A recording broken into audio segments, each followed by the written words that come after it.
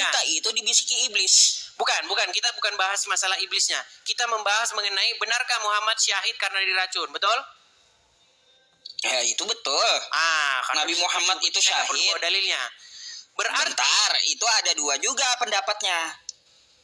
Silakan, gimana? Pendapat pertama, Nabi, ada ulama berpendapat ya racun dari Khaybar efeknya itu ketika beliau wafat, tapi wafatnya beliau bukan karena racun, tapi sebelum Nabi Muhammad itu ya wafat, beliau udah sakit lama. Jadi wafatnya karena penyakit, bukan karena racun. Yang kedua, pendapat dari ilmu kedokteran. Racun itu paling lama efeknya 1 minggu.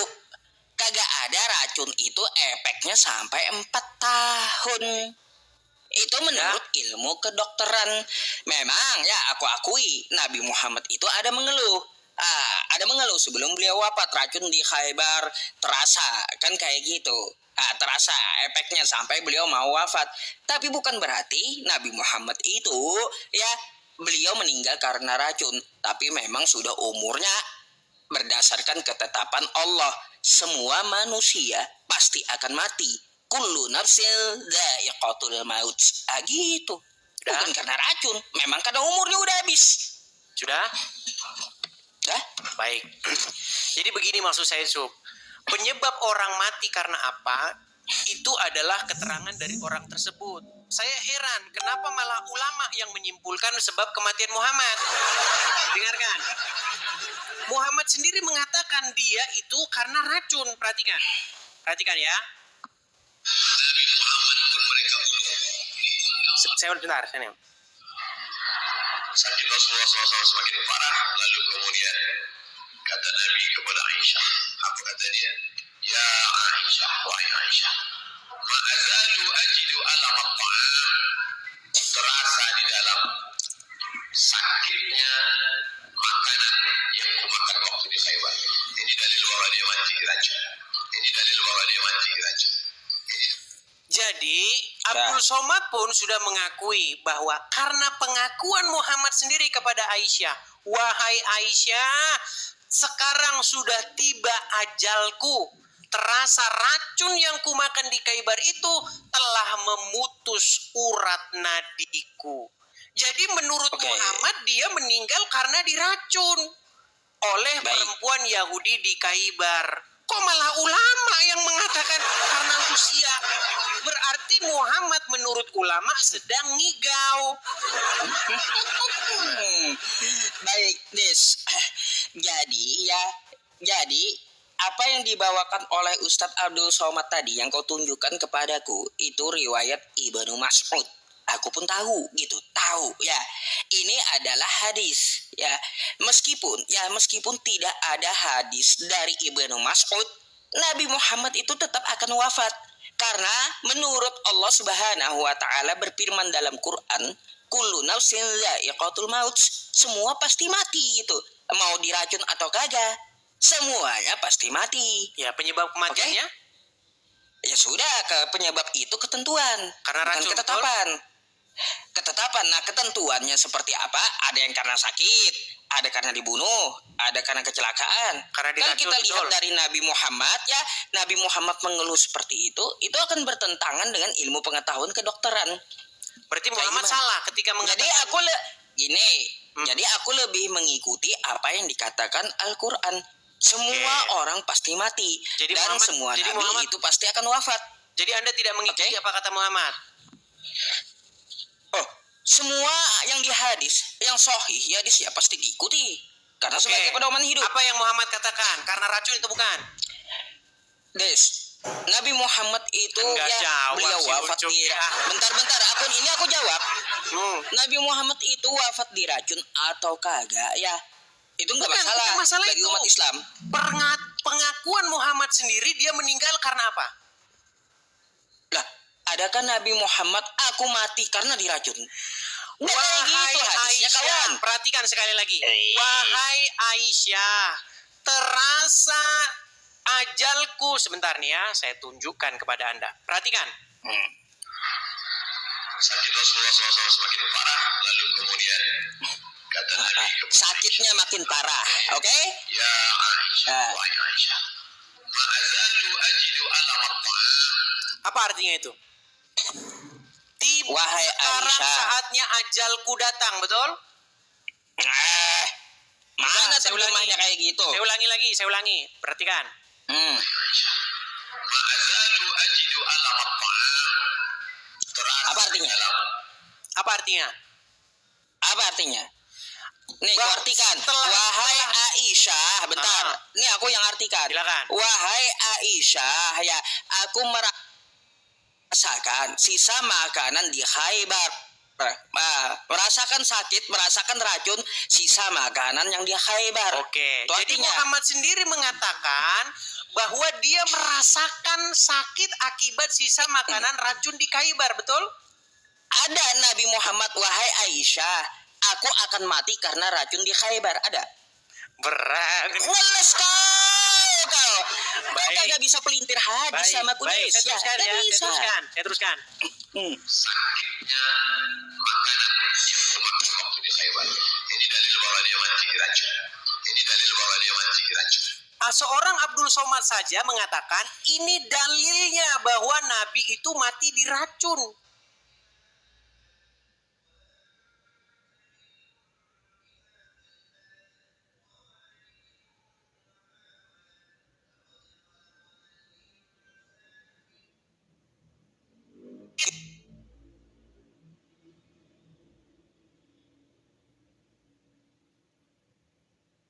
Kita nggak bahas itu. Yang kita bahas begini. Sekalipun Muhammad mati karena diracun, tetapi kematian itu malah menjadi jalan bagi dia menuju kesyahidan, betul?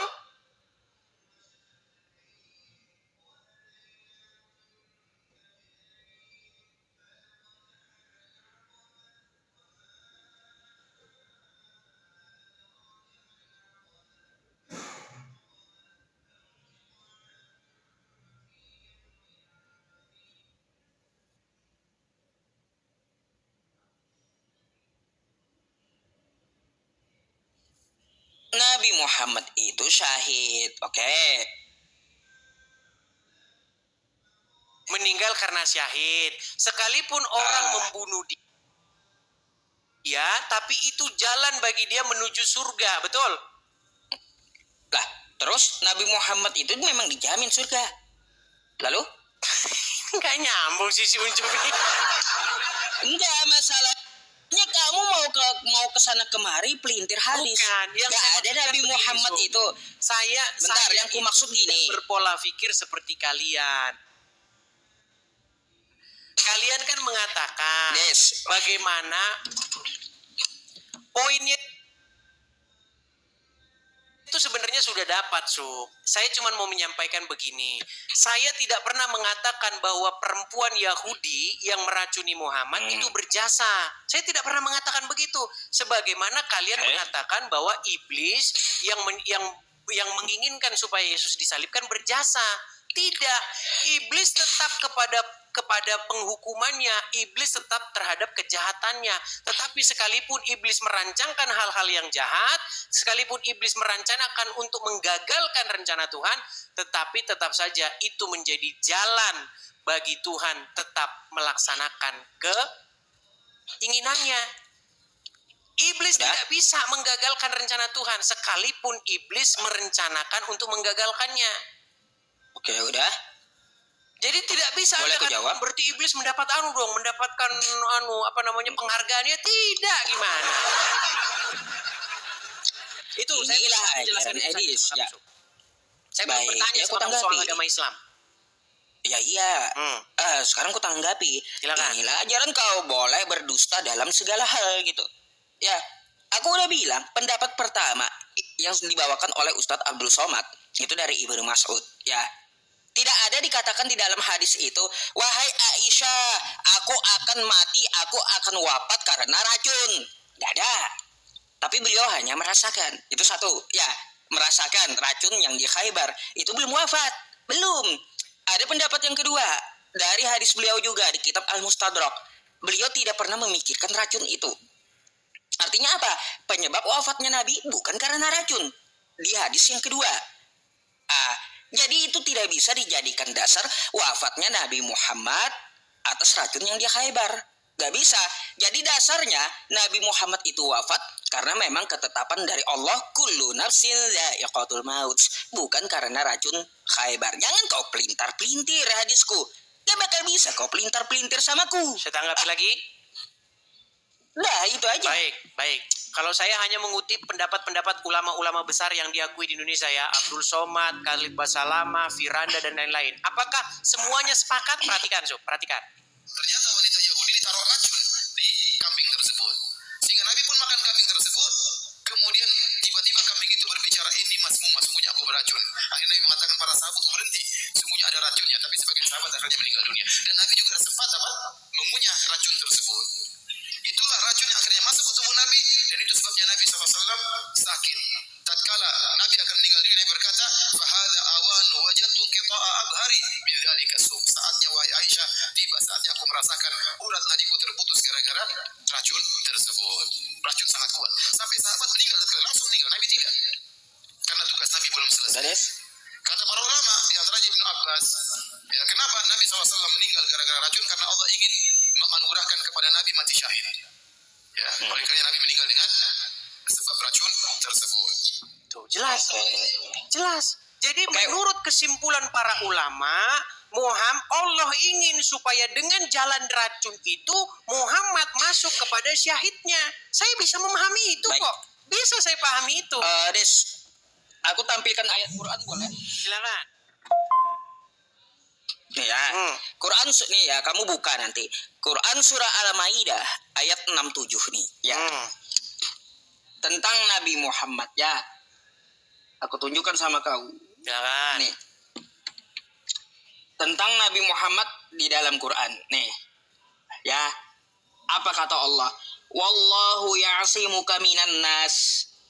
Allah akan melindungi Nabi Muhammad dari gangguan manusia. Artinya apa? Ya, hadis tentang Nabi diracun akan bertentangan dengan apa? Dengan ayat Quran. Nih ya, Allah memelihara kamu dari gangguan manusia ya, tentang Nabi Muhammad nih ya, hai Rasul. Artinya apa? Ya, yang bertentangan dengan Al-Quran, maka ya hadis tersebut tertolak. Gitu, Dis. Biar kamu tahu. Baik. Bentar, aku balik kamera dulu. Ya, karena apa? Pedoman umat Islam nomor 1 adalah Al-Quran. Jadi nggak bisa dijadikan dasar Nabi Muhammad itu wafat karena racun, karena dia dilindungi Allah Subhanahu wa Ta'ala dari gangguan manusia. Gitu. Baik. Saya tanggapi ya. Saya tanggapi dua pertanyaannya ya. Saya tanggapi dalam dua sisi. Pertama, kalau Anda sendiri mengatakan bahwa hadis itu bertentangan dengan Al-Quran, maka hadis itu harus ditolak. Berarti kesimpulannya betul yang saya bilang, Sob. Selama ini saya gaung-gaungkan itu, Sob, kepada seluruh umat muslim. Jikalau orang muslim sungguh-sungguh mau membaca hadis, mau mempelajari hadis, maka tidak dalam waktu lama lagi seorang muslim akan membuang hadis itu ke tong sampah. Kenapa seorang muslim wajib membuang hadis ke tong sampah? Karena Yusuf PI sendiri mengatakan hadis itu bertentangan dengan Al-Quran. Itu yang pertama. Kemudian yang kedua, itu jika hadis itu tidak benar ya. Kalau hadis itu tidak benar, salah. Kalau hadis itu benar, makin salah. Bayangin, posisi umat muslim tuh kejepit, maju kena, mundur kena. Persis seperti judul Warkop DKI. Perhatikan. Di dalam Quran, surat Al-Haqqah, ayat yang keempat. Saya balikan dulu kamera saya, Sob, biar enak kita bacanya. Perhatikan. Andainya dia, maksudnya Muhammad, mengadakan sebagian perkataan atas nama kami, niscaya benar-benar kami pegang dia pada tangan kanannya. Kemudian benar-benar kami potong tali jantungnya. Nah, ini membuktikan bahwa Muhammad telah mengada-ngadakan perkataan atas nama Tuhan. Makanya dia kena karma ini. Saya tunjukkan dalilnya bahwa dia telah mengada-adakan perkataan yang tidak dikatakan oleh Tuhan. Saya tunjukkan dalil-dalilnya. Kalau saya ngomong artinya berdasarkan dalil. Baik. Di dalam Quran dikatakan begini, bahwasanya Allah tidak akan Muhammad tidak akan mengatakan sesuatu kecuali berdasarkan wahyu. Ada dalilnya dalam Al-Quran. Dikatakan, wa ma yantiqu 'anil hawa in huwa illa wahyu yuha. Tidaklah yang dikatakannya itu berdasarkan hawa nafsunya, melainkan berdasarkan yang diwahyukan kepadanya. Tetapi ternyata Muhammad mengatakan berdasarkan hawa nafsunya. Di mana kejadian itu? Kejadian itu terjadi berulang-ulang dan terus-menerus. Pertama, suatu waktu Nabi Muhammad SAW, wah kayak ustadz saya sekarang ya, lewat di suatu kebun kurma di Madinah. Pada waktu itu Muhammad melihat orang-orang sedang mengawinkan pohon kurma. Maksudnya menyerbuk benang sari dan putik. Dikawinkan benang sari dan putik. Lalu Muhammad melihat hal itu dan berkata, apa yang diperbuat oleh orang-orang ini adalah satu perbuatan yang sia-sia. Seandainya mereka membiarkan kurma itu begitu saja, maka kurma itu akan baik-baik saja. Lalu karena Nabi yang ngomong, karena Rasulullah yang ngomong, kalau ngomong tidak berdasarkan hawa nafsunya, berdasarkan wahyu, maka para petani kurma mengikutinya. Diikuti, ditaati. Singkat cerita, beberapa lama kemudian datanglah lagi Rasulullah ke sana. Dilihat, wahai para petani, ada apa dengan pohon kurma kalian ini? Lalu para petani berkata, wahai Rasulullah, bukankah engkau berkata begini dan begitu? Yang kami lakukan itu perbuatan sia-sia. Lalu Muhammad dalam tanda kutip ngeles dengan kata-kata, itu adalah pendapat pribadi. Nah ini salah satu dasarnya. Karena Muhammad mengatakan sesuatu bukan berdasarkan apa yang diwahyukan, tapi dia mengatakan apa yang berdasarkan hawa nafsunya. Makanya hadis tadi mengenai dia dikatakan, sesungguhnya racun yang kumakan di Khaybar telah memotong urat nadiku tepat yang dikatakan oleh Al-Quran telah kena kepada Muhammad. Silakan. Baik. Oke, ya sekali lagi ya gua harus katakan samamu Disya, inilah ajaranmu. Boleh berdusta dalam segala hal. Kutanggapi dulu ya ayat Al-Quran yang kau bawa. Quran surah Al-Haqqah ayat 44. Andai nih Nabi Muhammad itu ya menyeleweng tentang wahyu yang disampaikan, pada saat itu juga Nabi Muhammad akan mati. Contoh, ketika dia terima wahyu pertama, dia sampaikan nyeleweng atau tidak? Tidak, ya. Andai dia menyeleweng menyampaikan wahyu yang pertama, pada saat itu juga akan mati. Bukan berarti dia mati karena racun. Itu yang pertama, ya. Jadi saat di dalam gua itu, andai dia menyampaikan wahyu yang bertentangan dari yang dia terima, pada saat itu juga di dalam gua dia akan mati. Bukan karena racun. Itu maksud Al-Haqqah 44 pada saat itu juga. Yang kedua Disya, lalu kau bawa ya tentang masalah hadis tadi. Lagi-lagi yang kau sampaikan tentang hadis kurma, kamu kagak paham hadis rupanya. Hadis itu bukan perkataan Tuhan. Bukan, hadis itu adalah perkataan perbuatan dari Nabi Muhammad dan persetujuan. Gak ada dikatakan orang bertanya kepada Nabi Muhammad, firman Tuhan datang. Jadi kurma itu harus dikawinkan. Gak ada kayak gitu firman Tuhan. Itu memang pendapat dari Nabi Muhammad. Siapa suruh juga Des ya. Nabi Muhammad itu bukan tukang kebun. Beliau Nabi, utusan Tuhan. Ya, bukan tukang kebun. Lalu tiba-tiba orang yang berkebun nanya kepada yang tukang kebun. Ya jelas salah lah pendapatnya. Kau sakit gigi, nanya obatnya kepada tukang bakso. Nyambung kagak? Jadi kalau tukang bakso ya bilang obatnya itu A atau B. Lalu obatnya salah, yang memberikan obat atau yang menanya kepada tukang bakso yang salah? Jelaslah yang nanya kepada tukang bakso. Sakit gigi nanya ke tukang bakso. Kalau sakit gigi itu nanya ke dokter gigi, bukan ke tukang bakso. Begitu pula orang yang berkebun nanya kepada Rasulullah, utusan Tuhan yang bukan seorang pekebun. Lalu kalau beliau berpendapat salah, yang salah siapa? Nabinya atau tukang kebunnya? Siapa suruh nanya kepada bukan tukang kebun? Itu mikir gitu. Ya, nah itu aja jawabanku. Gampang kali ku jawab. Itu anak SD juga bisa jawab. Saya jawab. Gitu. Saya jawab. Baik, saya jawab ya. Ini memang nih. baik. Ayo, mana? Ayo, Inilah yang saya bilang teman-teman. Maka memang sesungguhnya umat muslim itu sudah diprank oleh Nabi Muhammad. Sob. Kenapa saya katakan diprank? Begini. Jelas-jelas Muhammad itu bukan seorang tukang kebun.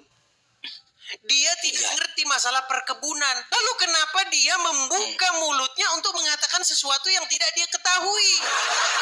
Makanya saya katakan Muhammad didapati berkali-kali melanggar Al-Quran. Apa dikatakan di dalam Al-Quran? Dikatakan, janganlah kamu mengatakan sesuatu yang kamu tidak memiliki pengetahuan tentangnya. Sebab apa yang keluar dari mulutmu akan dimintakan pertanggungjawabannya. Betul?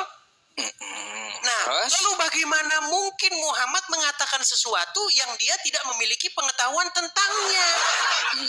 Tidak pernah ada dalam riwayat tersebut, Sob. Tidak pernah ada dalam riwayat tersebut petani kurma nanya. Gak pernah. Bahkan Muhammad sendiri setelah sampai di kebun itu, dia bilang, apa yang diperbuat oleh para petani ini? Dijelaskan, mereka sedang mengawinkan benang sari dan putik. Lalu Muhammad berkata, perbuatan itu adalah perbuatan yang sia-sia. Jikalau pohon kurma itu dibiarkan saja begitu, pohon kurma itu akan baik-baik saja tetap berbuah. Ternyata setelah saran Muhammad diikuti, malah petani kurma bangkrut. Makanya di sini jelas-jelas Muhammad satu, dia mengatakan sesuatu bukan berdasarkan wahyu Allah. Padahal ayat Al-Quran jelas mengatakan, wa ma yantiqu anil hawa in huwa illa wahyu yuha. Oke, yang diucapkan. Sebentar, biar saya selesaikan. Ini udah mulai panas nih. Panas nih. Apa yang panas? Sepakat Kemudian begini, Sob. Kita dapati lagi Muhammad berkali-kali mengatakan sesuatu berdasarkan hawa nafsunya. Pertama, di dalam surat At-Tahrim ayat yang pertama, Muhammad disebutkan mengharamkan apa yang halal. Dia bersumpah loh. Dia bersumpah, ada dua tafsiran. Pertama mengenai madu. Di dalam riwayat dikatakan Muhammad tuh makan madu, minum madu di rumahnya Zainab. Ketika Muhammad pulang ke rumah, karena Aisyah dan Hafsah cemburu karena Muhammad ada di rumah Zainab, Aisyah dan Hafsah bersekongkol untuk mengatakan bahwa mulut Muhammad bau maghafir. Lalu Muhammad dengan mudahnya berkata, saya bersumpah saya tidak akan lagi minum madu di rumah Zainab. Itu tafsir yang pertama. Tafsir yang kedua adalah mengenai Maria Al-Qibtiyah yang digauli Muhammad di ranjangnya Hafsah. Ketika Hafsah melihat Muhammad menggauli Maria Al-Qibtiyah di ranjangnya Hafsah, Hafsah berkata, wahai Rasulullah, teganya engkau berbuat itu kepadaku dan di ranjangku. Maka Muhammad bersumpah, demi Allah, saya haramkan Maria Al-Qibtiyah mulai saat ini. Lalu turunlah surat At-Tahrim ayat yang pertama. Wahai Nabi, mengapa engkau haramkan sesuatu yang dihalalkan bagimu?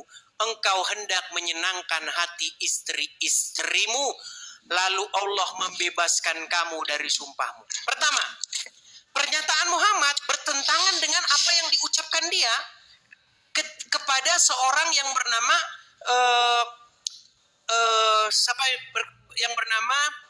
ketika seseorang itu menulis segala sesuatu yang ditulis oleh Muhammad. Ada seseorang yang selalu menulis ucapan Muhammad, ditulis. Lalu orang Quraisy mengkritik dia. Dikatakan begini, wahai fulan, mengapa engkau menulis segala sesuatu yang dikatakan Muhammad?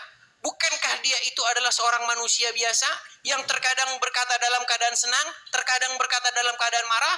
Lalu Muhammad menunjuk mulutnya dengan berkata, demi Allah, demi zat yang berada demi zat yang jiwaku berada dalam genggaman tangannya, tidak keluar darinya kecuali kebenaran. Muhammad berkata, tidak keluar dari mulut Muhammad kecuali kebenaran. Ternyata Allah menegur Muhammad atas apa yang keluar dari mulutnya. Petani kurma gagal panen akibat apa yang keluar dari mulutnya. Nah, inilah dasarnya tadi bahwa Muhammad memang wajar dia meninggal karena diracun, karena dia mengada-ngadakan yang tidak diwahyukan oleh Tuhan. Silakan. Oke, ya yang pertama ya sudah kujelaskan tentang Nabi Muhammad diracun. Al-Haqqah itu ketika Nabi Muhammad menyampaikan firman Tuhan tapi beda dengan yang diterima. Tidak ada hubungannya dengan beliau wafat diracun. Ya, jangan berdusta ya. Seperti ajaran kau, ya, berdusta dalam segala hal. 1 Korintus 15:15 sampai Tuhanmu aja, Tuhan Kristen mau didustai gitu. Ya, beda Dis ya. Jadi begini Dis, tentang masalah Nabi Muhammad berpendapat. Ada gitu disuruh untuk mengikuti pendapat orang yang gak ahli. Gak ada. Makanya kata Al-Quran, fas'alu ahla dzikri in kuntum la ta'lamun. Nanya kepada yang ahli di bidangnya. Kalau yang bukan ahli di bidangnya berpendapat, maka kau ikuti pendapat itu. Bisa saja pendapat itu salah. Contoh ya, kau bukan bidangnya ahli dalam agama Islam. Jadi mengikuti semua omongan kau, pendapat kau, maka akan sesat sendiri gitu. Jadi orang buta mau menuntun orang buta.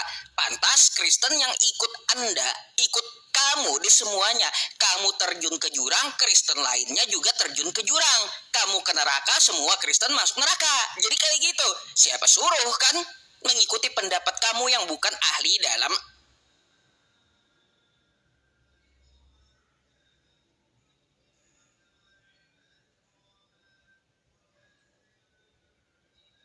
menahu sama agama Islam. Jadi kalau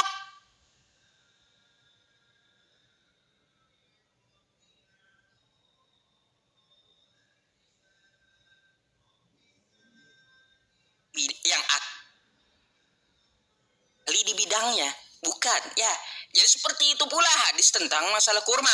Nabi Muhammad hanya berpendapat, nggak ada juga disuruh untuk mengikuti pendapat tersebut. Kalau pendapatnya salah, hal wajar. Nabi Muhammad berpendapat yang bukan bidangnya. Ya, bukan berarti itu berkaitan tentang firman Tuhan. Ya, biarkan kurma itu. Nggak ada. Nggak ada hubungannya dengan firman Tuhan. Nggak ada hubungannya ya dengan kalamullah di situ, dengan Al-Quran. Tapi itu adalah pendapat pribadi beliau. Beliau bukan tukang kebun. Kalau berpendapat bisa salah, hal wajar gitu. Sama seperti kamu. Bukan ahli umat Islam, ya, bukan ahli agama Islam. Kalau pendapatmu, ya jelas salah gitu. Nggak ada benernya memang pendapatmu gitu loh, Dis, ya. Terus tentang masalah at-tahrim, ya,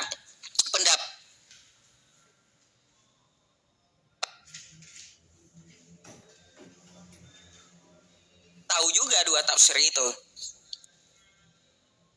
Tafsir yang kedua, ya, Nabi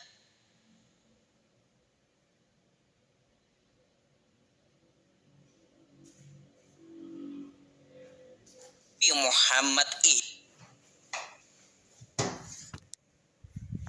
itu ketetapan dari Allah. Ngapain Nabi Muhammad mau mengharamkan menggauli istri? Ayo coba. Jadi Allah yang menyuruh menggauli istrimu ya, tapi beliau haramkan untuk diri beliau menggauli istrinya agar istri yang lain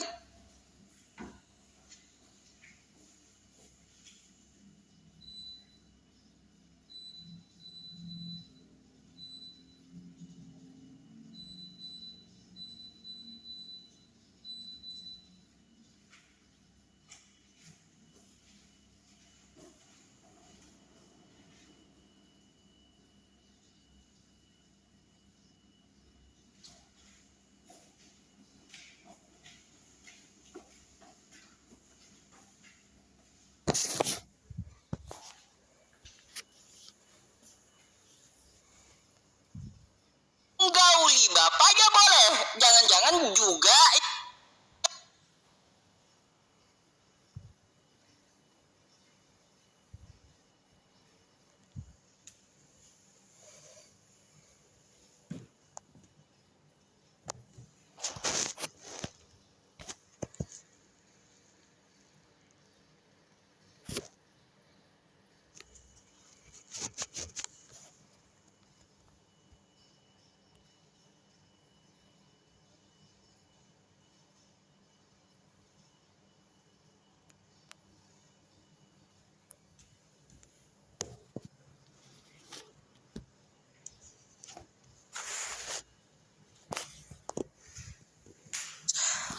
tuh jawaban dariku. Sekarang boleh aku nanya?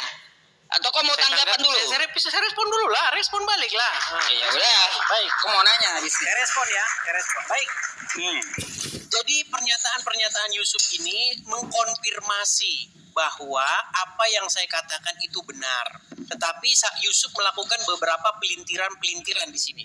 Makanya orang-orang yang tidak puas, saya tahu banyak gelombang muslim yang nggak puas nih. Wah, jawaban Ustadz kita Yusuf kayak begini, nggak memuaskan ini, nggak memuaskan. Makanya muslim kalau kalian tidak puas dengan Yusuf, jangan lupa follow akun ini biar kalian nanti bisa besok naik ke sini menggantikan Ucup. Tenang, ini waktu saya bicara. 33.000 kok mau bansos pasti. Tenang.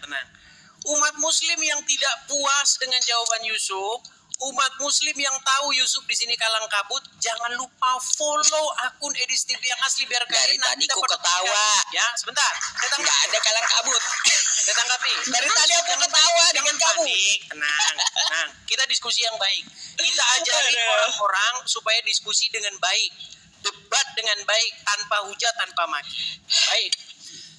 Pertama, yang kita bahas ini adalah mengenai kalau Muhammad itu dipotong tali pembuluh darahnya dipotong karena dia mengatakan sesuatu yang tidak diwahyukan oleh Allah. Kan jelas di dalam surat Al-Haqqah, jika dia, maksudnya Muhammad, mengada-adakan suatu perkataan yang tidak kami wahyukan kepadanya, maka akan kami potong tali urat ininya. Saya balikan kamera saya, biar saya bacakan. Dengarkan ya Sob ya. Ini biar kita nggak lari dari sini, dari tema ini. Perhatikan. Lihat ya. Kita buka surat Al-Haqqah ayat yang ke-46. Apa dikatakan di sini? Kemudian kami akan benar-benar memotong urat nadinya. Kemudian yang lebih mengerikan lagi adalah pasti kami potong pembuluh darahnya, pembuluh jantungnya, sehingga dia tidak akan hidup. Ternyata ini menimpa Muhammad karena Muhammad mengatakan sesuatu yang tidak diwahyukan. Buktinya di mana? Nih, perhatikan. Di dalam hadis dikatakan, apa dikatakan di sini? Nih, perhatikan. Sesungguhnya Rasulullah Shallallahu Alaihi Wasallam bersabda ketika menderita penyakit yang akhirnya beliau meninggal dunia karenanya. Apa kata dia? Wahai Aisyah, aku senantiasa merasakan nyeri akibat makanan yang kumakan ketika aku berada di Khaibar. Maksudnya racun yang dimakan di Khaibar. Dan sekarang ini adalah saatnya urat nadiku terpotong terputus karena pengaruh racun itu. Jadi ayat ini jelas-jelas merupakan nubuatan dari surat Al-Haqqah ini. Karena Muhammad mengatakan sesuatu yang tidak diwahyukan. Apa buktinya? Nih, saya tunjukkan lagi dalilnya di sini. Di dalam sebuah hadis sahih. Perhatikan, ini hadisnya Sob, nanti kamu bantu, kamu bisa bahasa Arab. Dikatakan di sini. Diceritakan dari Abdullah bin Amr. Beliau berkata, dahulu aku menulis seluruh yang aku dengar dari Rasulullah. Aku ingin menghafalkannya. Maka kaum Quraisy mencegahku. Mereka, maksudnya kaum Quraisy mengatakan, apakah engkau menulis seluruh hadis yang engkau dengar dari Rasulullah? Padahal Rasulullah adalah manusia yang terkadang bersabda dalam keadaan marah, terkadang berkata dalam keadaan senang. Maka aku menahan diri dari menulis. Kemudian aku menceritakan hal tersebut kepada Rasulullah. Maka Rasulullah memberikan isyarat dengan jarinya yang menuju kepada mulutnya. Rasulullah bersabda, tulislah. Demi zat yang jiwaku berada dalam genggamannya, tidaklah keluar darinya, dari mulut Muhammad, kecuali kebenaran. Ini saya pegang teguh, Sob. Perhatikan, hadis jelas-jelas mengatakan tidak keluar darinya, dari mulut Muhammad, kecuali kebenaran. Tetapi, ketika Muhammad berjumpa dengan para petani kurma, keluar dari mulut Muhammad kesalahan. Ketika Muhammad berkata, ketika Muhammad berkata kepada istrinya bahwasanya dia bersumpah untuk tidak akan lagi menggauli Maria Al-Qibtiyah, untuk tidak lagi makan madu. Malah dia ditegur oleh Allah, wahai Nabi, dalam surat At-Tahrim, ya ayuhan Nabi, wahai Nabi, mengapa kamu haramkan sesuatu yang dihalalkan dengan mengucapkan sumpah karena kamu enggak hendak menyenangkan hati istri-istrimu? Karena Muhammad takut istri, akhirnya dia mengharamkan yang halal. Dia haramkan yang halal. Ketika keluar dari mulutnya, demi Allah saya haramkan, berarti keluar dari mulut Muhammad sebuah kesalahan. Hal itu bertentangan dengan ucapan Muhammad di mana dia mengatakan tidak keluar dari sini kecuali kebenaran. Nah, pernyataan kamu yang terakhir. Bagaimana mungkin kita bertanya kepada yang bukan ahlinya? Ya ini umat muslim. Kalian bertanya kepada Muhammad, sudah tahu Muhammad bukan ahlinya. Muhammad itu berkali-kali mengatakan yang bukan ahlinya. Contoh, di dalam Al-Quran dikatakan, jikalau ada orang bertanya kepada kamu tentang hari kiamat, katakanlah, pengetahuan tentang hari kiamat itu adalah di sisi Allah. Tetapi dalam hadis, Muhammad malah mengatakan kiamat hari Jumat. Berarti dia mengada-ngadakan sesuatu yang tidak diwahyukan. Kemudian, yang kedua, dikatakan juga bahwasanya Muhammad itu disebutkan dalam satu riwayat, ya, mengatakan sesuatu yang salah. Akibat mengatakan sesuatu yang salah itu, Muhammad meralat perkataannya. Makanya begini, Sob, saya cuma mau bilang begini. Masalah surga harus ditanyakan kepada orang ahlinya. Masalah kehidupan yang akan datang harus ditanyakan kepada ahlinya. Tetapi umat muslim bertanya kepada yang bukan ahlinya, yaitu Muhammad. Akhirnya apa? Akhirnya umat muslim mengikuti yang salah-salah. Untuk sekarang itu dulu, nanti ada yang saya lanjutkan. Silakan. Baik, jangan panik ya, Adis ya. Pertama, ya tentang yang kau bawa tadi, Al-Haqqah 44 tadi ya, aku tegaskan sekali lagi. Nabi Muhammad itu kalau menyampaikan wahyu yang salah, beliau akan langsung dimatikan. Buktinya ya sampai beliau sakit ya, kagak ada tuh wahyu yang turun waktu beliau sakit. Gak ada. Jadi ya Dis ya, kalau kau mau bawa Al-Haqqah 44 kagak cocok. Nabi Muhammad menyatakan di situ ya bahwa Allah akan memotong ya aortanya, urat nadinya kalau dia menyampaikan hal yang salah. Waktu beliau wafat kagak ada firman Tuhan turun lalu Nabi Muhammad menyampaikan yang salah. Jadi ya di situ Al-Haqqah 44 ya itu akan membantah Nabi Muhammad wafat diracun. Makanya ngikutin kau akan jadi sesat gitu. Ya, kau bukan ahlinya masalahnya. Terus satu nih, ya, ku bawa samamu. Sedikit kita baca ya. Nih. Apa yang ku sampaikan tadi? Fakta bahwa Nabi Muhammad ya diracun ya dengan tidak bertentangan dengan ayat dalam surat Al-Maidah 67. Allah akan melindungimu dari manusia. Karena ayat ini ya secara khusus merujuk pada perlindungan Nabi dari pembunuhan. Ya, tuh datanya ya Allah melindungi Nabi dari bahaya racun itu. Ya, Dis ya. Ada des lagi-lagi yang kau bawa mental lagi. Gak bisa kau tuduh Nabi Muhammad seperti itu. Nah, tentang berkaitan yang bukan ahlinya, ya kalau ditanyakan, sepakat. Ya sepakat aku dengan penyampaian kau. Makanya kau bukan ahli agama Islam, makanya penyampaian kau salah gitu. Salah. Berkaitan tentang masalah kurma itu tidak ada hubungannya dengan wahyu yang turun. In huwa illa wahyu yuha. Gak ada hubungannya. Kurma itu masalah pertanian, bukan masalah wahyu. Kau kagak nyambung ya di situ ya. Aduh, lagi-lagi kocak kulihat kau Dis ya. Terus masalah bila kau tetap menuduh Nabi Muhammad ya, beliau waktu di Khaybar diracuni, tapi waktu diracuni di Khaybar oleh wanita Yahudi itu, apakah Nabi Muhammad wafat saat diracuni? Jawabannya tidak. Ya, coba kau buka kitab kau ya di Markus 16 17 sampai 18 ya. Markus 16 17 sampai 18 ya. Di situ tanda orang beriman ya kalau dia diracuni kagak mati. Terbukti Nabi Muhammad itu orang beriman. Waktu diracuni oleh wanita Khaybar, Nabi Muhammad nggak mati. Gitu des. Kitab kau mengatakan Nabi Muhammad itu orang beriman. Kayak gitu. Nabi Muhammad diracuni nggak mati. Terus berkaitan lagi ya, aku langsung ringkas saja menanggapi kau itu, gampang gitu ya. Kamu coba lihat pernyataan kamu. Katanya Al-Quran dengan Nabi Muhammad itu bertentangan.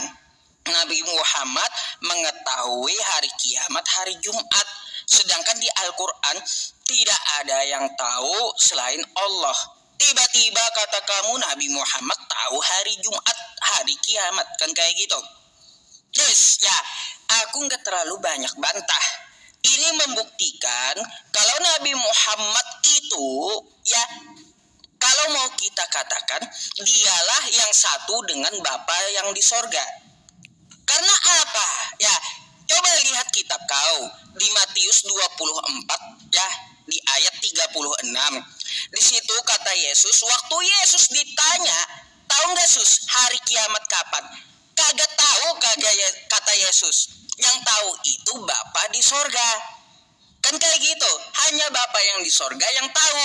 Nah, kalau Nabi Muhammad tahu hari kiamat hari Jumat, dan di tempat kau hanya Bapa yang tahu, ya Nabi Muhammad satu dengan Bapa. Lebih baik kalian Kristen nyembah Nabi Muhammad daripada nyembah Yesus. Kayak gimana? Lebih hebat Nabi Muhammad daripada Yesus. Yesus ditanya kapan hari kiamat kagak tahu. Kalau Nabi Muhammad ditanya ya tahu beliau hari Jumat hari kiamat. Jadi Nabi Muhammad itu satu dengan Bapa. Lebih baik kalian sembah Nabi Muhammad daripada kalian menyembah Yesus yang kagak tahu apa-apa. Akan kayak gitu. Berkaitan nih secara Islamnya ya Dis ya. Secara Islamnya aku jelaskan aja biar kau tahu gitu. Tentang masalah hari kiamat. Contoh Quran surah Luqman di ayat terakhir. Ya, di situ kosakata Qurannya tentang sa'ah. Apa arti sa'ah? Sa'ah itu jam, waktu, bukan hari. Coba kalau kau lihat di hadisnya, yaum, Yaum itu hari yang disampaikan Nabi Muhammad, bukan waktu. Ya, kalau di Al-Quran itu waktu, ya jam berapa hari kiamat, itu hanya Allah yang tahu. Tidak ada di Al-Quran itu mengatakan bahwa manusia nggak ada yang tahu hari kiamat kapan. Tapi ya Al-Quran mengatakan tidak ada manusia yang tahu waktu hari kiamat. Kalau hari ada yang tahu. Nggak bertentangan Nabi Muhammad dengan Al-Quran. Jadi kalaunya aku sarankan kepada Kristen-Kristen gitu ya, lebih hebat Nabi Muhammad daripada Yesus. Ya, artinya apa? Nabi Muhammad satu dengan Bapa. Lebih baik kalian nyembah Nabi Muhammad ya, yang lebih tahu daripada Yesus kalian.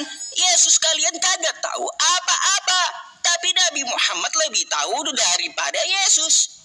Kalau saya berpikir waras ya, lebih baik Nabi Muhammad mengetahui hari kiamat daripada Yesus yang kagak tahu apa-apa. Kayak gimana, Dis? Apa tanggapan kau tentang itu? Apa coba? Nabi Muhammad tahu katamu hari kiamat hari Jumat. Kata Yesus yang tahu hari kiamat hanya Bapa. Artinya Nabi Muhammad dengan Bapa adalah satu. Bukan Yesus yang satu dengan Bapa. Lebih baik kalian nyembah Nabi Muhammad daripada nyembah Yesus yang kagak tahu apa-apa. Nah itu aja dah. Aku boleh tanya atau kagak gitu? Ini kan kamu juga bertanya gimana? Udah selesai? Udah. Baik ya. Jadi begini Sob. Sebenarnya kamu ini mengada-ngadakan juga sama seperti Muhammad. Di situ kan sudah jelas jika dia mengada-adakan sesuatu yang tidak diwahyukan, maka akan kami potong. Akan. Bukan pada saat itu juga. Kenapa kamu mengatakan pada saat itu juga? Jelas-jelas bunyi ayatnya itu.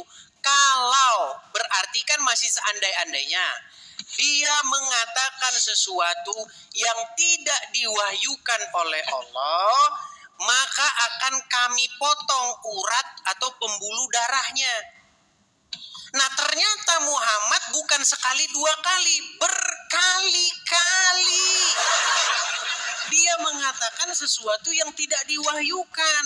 Contoh, ketika dia bertemu dengan para petani kurma, dia bilang kepada para petani kurma, apa yang kalian perbuat itu perbuatan yang sia-sia. Berarti jelas di situ Muhammad mengatakan sesuatu berdasarkan hawa nafsunya. Sedangkan Al-Quran mengatakan wa ma yantiqu anil hawa in huwa illa wahyu yuha. Terus kamu bilang, itu kan masalah pertanian, bukan masalah agama. Ingat perkataan yang di dalam hadis tadi. Ada seseorang yang bernama Abdullah ibn Amr. Dia tulis semua omongan Muhammad. Terus orang Quraisy bilang, kok kamu tulis semua omongan Muhammad? Kadang-kadang dia ngomong gini, kadang ngomong gini. Terus kata Muhammad apa? Tidak keluar dari mulutnya Muhammad kecuali kebenaran. Mulut Muhammadlah yang mengatakan perkara duniawi, mulut Muhammad yang sama juga mengatakan perkara agama. Muhammad tidak punya dua mulut. Dia tidak punya mulut yang berbicara agama dan dia tidak punya mulut yang berbicara duniawi, tapi hanya punya satu mulut saja. Dan dia bilang dari satu mulut itu tidak keluar darinya kecuali kebenaran. Artinya Muhammad mau berkata perkara surgawi, mau berkata perkara duniawi, tidak mungkin salah. Tetapi ternyata Muhammad berkata dalam hal duniawi salah, apalagi berkata dalam hal surgawi. Contoh, hal-hal duniawi yang dikatakan bahwa Muhammad salah. Contoh, masalah petani kurma jelas sekali diprank sama Muhammad. Dan dia melanggar ayat Al-Quran yang berbunyi, janganlah kamu mengucapkan sesuatu yang kamu tidak memiliki pengetahuan tentangnya. Itu dalam hal duniawi. Kemudian dalam hal-hal surgawi atau dalam hal-hal yang kosmik, dia mengatakan beberapa kali kesalahan. Saya tunjukkan. Perhatikan. Sebentar, saya tunjukkan dalilnya kepada Anda. Saya balik dulu kamera saya. Perhatikan. Lihat Sob ya. Apa dikatakan di sini Sob? Lihat. Di dalam surat Al-Ahzab ayat yang ke-63, apa dikatakan? Iya, ke situ lagi. Orang-orang bertanya kepada kamu, wahai Muhammad, tentang hari kiamat. Katakanlah, pengetahuan tentang hal itu hanya di sisi Allah. Disuruh apa, Sob? Kalau orang bertanya tentang hari kiamat, apa disuruh Muhammad menjawab? Pengetahuan tentang hal itu hanya di sisi Allah. Inilah yang disuruh Allah supaya Muhammad menjawab. Tetapi malah di dalam hadis Muhammad ngomong kiamat terjadi hari Jumat. Artinya apa? Artinya Muhammad melanggar firman Allah. Atau sebenarnya ayat ini harusnya masuk hadis, bukan masuk Quran. Nah, itu yang pertama. Kemudian yang kedua, karena bukan hanya satu, ada banyak hal Muhammad mengatakan perkara-perkara surgawi yang dia salah. Perhatikan. Kau keluarkan semuanya sahabatku. Baik. Jangan banyak-banyak, contohnya saja. Jangan banyak-banyak. Baik. Apalagi Sekarang begini, kamu mengatakan tadi bahwasanya Muhammad, makasih Pak Agus Ibrahim. Muhammad berkata bahwa tidak ada yang keluar dari mulut Muhammad kecuali kebenaran.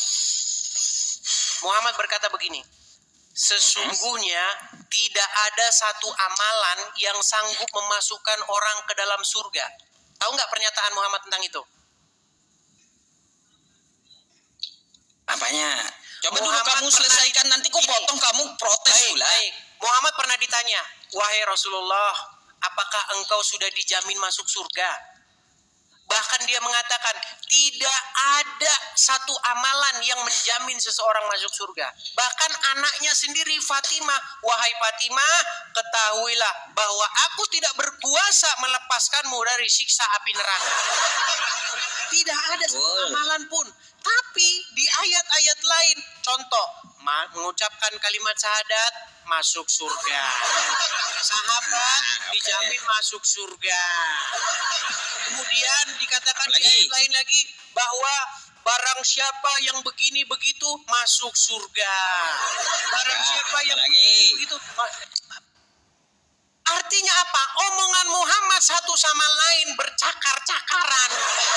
Di dalam Al-Quran dikatakan, perhatikan nih, ada satu ayat di dalam Al-Quran yang mengkonfirmasi itu semua, ya, bahwasanya Muhammad itu dikatakan, aku tidak tahu apa yang akan diperbuat terhadapku dan juga terhadapmu. Itu ada di dalam tertulis di dalam Quran, perhatikan ya. Nih, di dalam Quran dikatakan, aku bukanlah Rasul yang pertama dari antara para Rasul-Rasul. Dan aku tidak mengetahui apa yang akan diperbuat terhadapku dan juga terhadapmu. Artinya omongan Muhammad satu sama lain cakar-cakaran. Kemudian masalah perkataan Yesus.